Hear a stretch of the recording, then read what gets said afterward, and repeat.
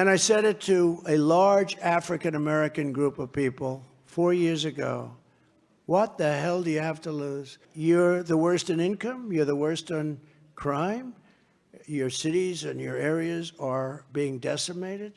You can't get a home. You can't get mortgage. You can't get, they're last on it. What the hell do you have to lose? Saying it after you were president for 4 years is insane, because we already saw what we have to lose. Like, you gave us 4 years of evidence. I'm losing stuff I didn't even know was on the table to be lost.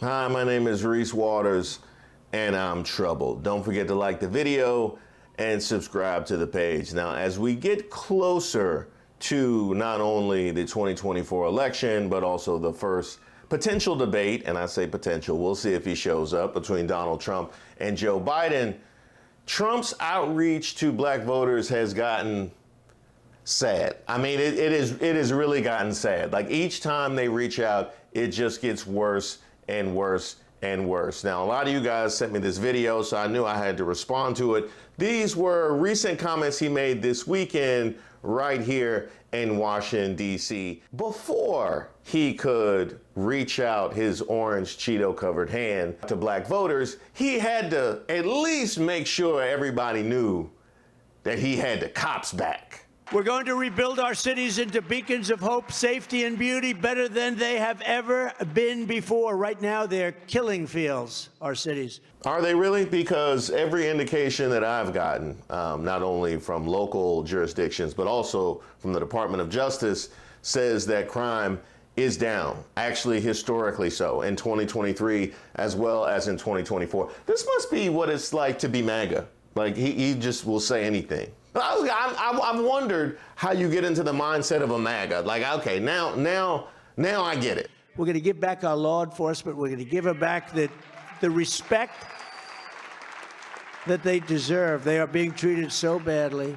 Well, let's see. You just said that our cities were killing fields, so you're obviously not giving them the blame for that. But naturally, if crime were down, like if your narrative is that crime was down, they would definitely get all the credit for that. So they get all the credit for that, but clearly none of the blame for this. Sounds like they're being treated pretty well. If they do something that's harsh to stop a crime, they end up losing their pension, they end up losing their job, they end up losing their family and their home. Who? Huh? Who's this? I need to know who you're talking about. I need Derek Chauvin? Like, who are these officers that are losing all of these things? Just for the sake of discussion, former Chicago Police Commander John Burge, after decades of routine and systemic torture, was given his pension. He was given his pension. The city of Chicago paid millions of dollars, hundreds of millions of dollars, in order to rectify what he did, but he kept his pension. So who are you talking about? I mean, we have some police forces where they make you go out and get a lawyer to defend yourself. They won't defend you. You have to hire your own lawyer. No, I can't. I absolutely cannot. The police union has that much power for a reason.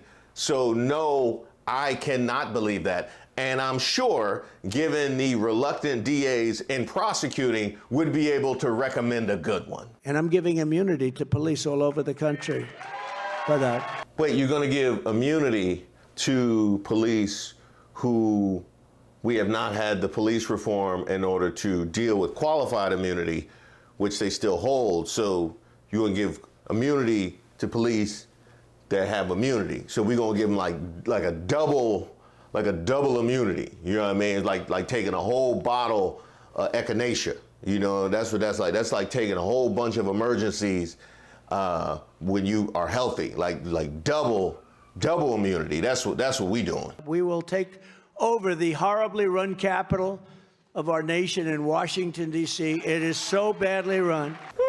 I wonder why he thinks the Capitol is so horribly run. I wonder, what could it be What could it be? Why he thinks the Capitol is so horribly run? And we will clean it, renovate it, and rebuild our capital city so that it is no longer a nightmare of murder and crime. I can tell you, I want no parts of a Trump renovation. I want no parts of Trump, because he don't pay his contractors. He don't pay, no, because they're going to try and clean up the city, and they're going to do the job halfway, and they're just going to leave because they didn't get paid. And then we just got a bunch of debris right in the middle of the city. And then they're going to have to change the name like they do with most of his properties. Oh, look at that. Is that murder and crime? Oh, no, that's a bush.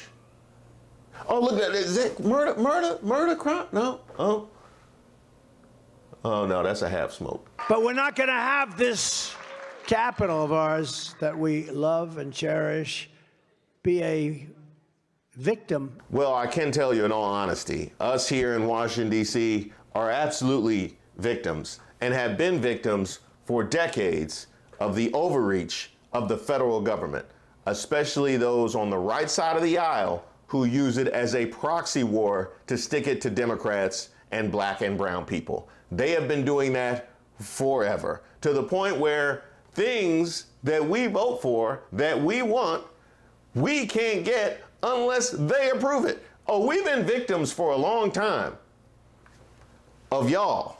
In itself, of all of the murder and crime that's taking place, I lost a man who was a great person. Everyone loved him. It was a carjacking. He was waiting for his wife, and somebody came out. Didn't even give him a warning, just said, just took a gun, shot him through the head 5 months ago. Shot him through the head. The wife is walking out. He was picking up the wife from work. Shot him through the head, dumped him into the street, took the car. They caught him. Wow, that's a terrible story. I look forward to hearing the details. I'm assuming this is a specific, somebody close to you, as you said, this isn't like a State of the Union speech where you just mention things off the cuff that have happened at some point in life. I'm assuming somebody close to you that you know. And you know he'll be protected by all sorts of things. Those people get protected. We don't get protected, but they get protected. Those people get protected. Who? Who exactly is it that's getting protected? I'm trying to figure who gets protected. This poor people? Because we know the criminal justice system is always so good to poor people. Is this black people? Black and brown? Is you talking about minorities? Is that because we get protected by the criminal justice system? Is that what you're trying to sell to me right now? Huh? I'm trying to figure out who's the they who gets protected. Because you are the one that's walking around with all these indictments. You are the one that's walking around with all these credible allegations from women. That is you. They couldn't be free right now to campaign with your resume of crime. So I'm trying to figure out who the they is who get protected. On day one, I will sign a new executive order to cut federal funding for any school pushing critical race theory. Wait a minute. Did you just jump to critical race theory? So you just jumped to critical race theory. First of all, you didn't even close the loop on that story, right? That story of that person who was, you just lost somebody, right? You just lost somebody. You launched into that story. You said shot in the head about 18 times. You just launched into that story, didn't close the loop on that, said they would be protected, and then jumped to critical race theory. I'm trying to follow the through line because you said that they get protected, and then you jump to critical race theory. So that makes me think that you're saying that black people get protected. Is that what you think? You think black people get protected by the criminal justice system? Oh, this black outreach is going well. On day one, I will sign a new executive order to cut federal funding for any school pushing critical race theory, transgender insanity, and other inappropriate racial, sexual, or political content onto the lives of our children. Yes, he definitely just changed the subject. He 1,000% just changed the subject and told us exactly who the they was. He didn't want to say it because he knew the next thing is he was going to do a BS outreach to black people. So yeah, I can't say it, but I'm going to just say I'm going to attack critical race theory right after. Yeah, that's a good plan. And I will shut down the Federal Department of Education, and we will move everything back to the states. where it belongs and where they can individualize education and do it with the love for their children. Now let's break down what he means here. He wants to kick it back to the states, and kick it back to the states is a way for you to deconstruct it without having your hands on it, because you understand that most of the states are run by red governments. You see what they've done to education in Florida. You see what they've done to education in Alabama. You see what they've done to education in Mississippi. That's what we're talking about, with the love and care for the students, the white students. Yeah, because we don't want them to feel bad about what we did. So we just won't tell them. You know the expression? And I said it to a large African-American group of people 4 years ago. What the hell do you have to lose? Wait a minute. You said that 4 years ago, but you also said it in 2016, before you were president. It would have made sense then.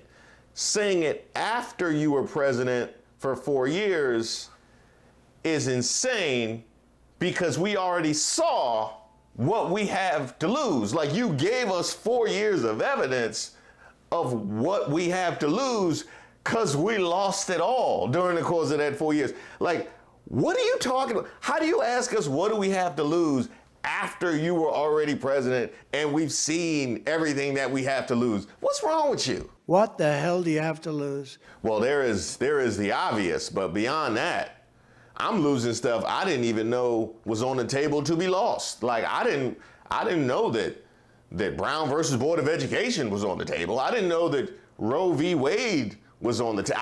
I'm losing stuff I didn't even know could be lost. Like having the teacher call me and say, "I'm sorry, we've had a polio outbreak at school." Like, didn't we eradicate that? Matter of fact, they brought that back too. You're the worst in income. You're the worst on crime. Your cities and your areas are being decimated. You can't get a home. You can't get mortgage. You can't get. They're last on it. I said, and the Democrats have for 100 years run these cities. 100 years.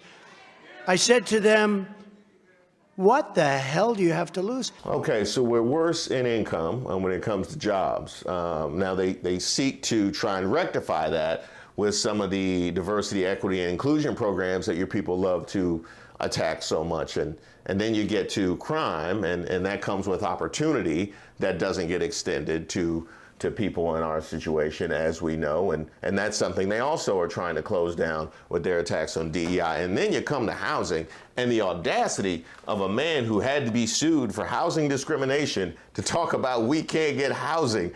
I know what it feels like to be MAGA. Like, I really feel very MAGA-ish right now. Now, I'm going over this list. Every single thing was bad. I said, what do you have to lose? Every damn thing. Every damn thing. Have you seen Project 2025? You may not have, actually, Trump. You actually may not have. I know they put a battery in your back and send you in various directions. I have you speaking in front of Christians, and you can't even name a book of the Bible. Like, I know that they don't tell you everything, but I implore you to check out Project 2025. There's a whole lot on the table, and there's a whole lot left to be lost. Who knows where this Supreme Court going? If you took the 10 worst presidents in the history of the United States and added them up, they would not have done near the destruction to our country as crooked Joe Biden and the Biden administration have done. He's crooked. He's a total thief. This man, political Cat Williams over here. He just say anything. Well, thankfully, I can have a little bit of gratitude that his opinion of black people is so low that he thinks that this little 2 minutes of outreach where he says we're the worst at everything disinvolves his hands in any of it, like he wasn't president. Still going with what do you have to lose, like he didn't run the country for 4 years, sandwiched in between attacks on CRT and giving cops complete immunity.